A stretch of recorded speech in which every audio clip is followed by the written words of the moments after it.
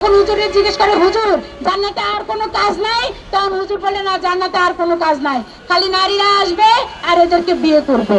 ওয়াজ মাহফিলে নারী বিদ্বেষী বক্তব্য বন্ধ করতে হবে, ওয়াজ মাহফিলে ধর্ম বিদ্বেষী বক্তব্য বন্ধ করতে হবে।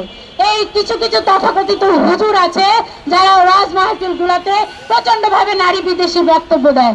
তারা বলে যে জান্নাতে গেলে নাকি প্রথম দিনই 70টা হুর পাবেন। তারপর বলে প্রতি মাসে নাকি আপনাকে 1000 হুরের সাথে বিয়ে দেওয়া হবে।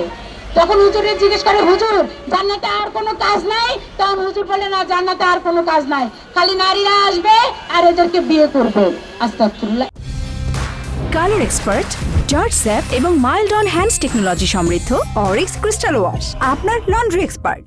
এই যে এই ধরনের ধর্মবিদ্বেষী বক্তব্য যে ওয়াজগুলোতে দেয়, এই যে ধর্মের যে অপপ্রচার অপব্যাখ্যা ওয়াজে দেয়, বলে যে নারীরা, হিন্দু নারীরা হলো গনিমতের মাল, এদেরকে যেখানে পাবে ওখানে নাকি ধর্ষণ করতে হবে।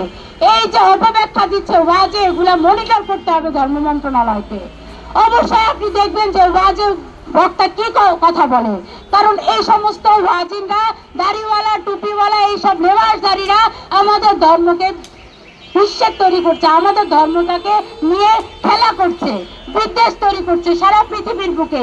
আপনি দেখেন, যদি মুসলমান ধর্মের মানুষের একটাই টার্গেট হয় যে মরবে, জান্নাতে যাবে, আর জান্নাতে গিয়ে গেলে হুর পাবে, মহিলারা খালি গনিমতের মাল, মহিলাদেরকে ধর্ষণ করেন, এই ধরনের বক্তব্যে সারা বাংলাদেশে একটা অশান্তি তৈরি হচ্ছে। এই কারণে তো বাংলাদেশে এত এত ধর্ষণ। আমরা এই ধরনের নারী বিদ্বেষী বক্তব্য ওয়াজে শুনতে চাই না।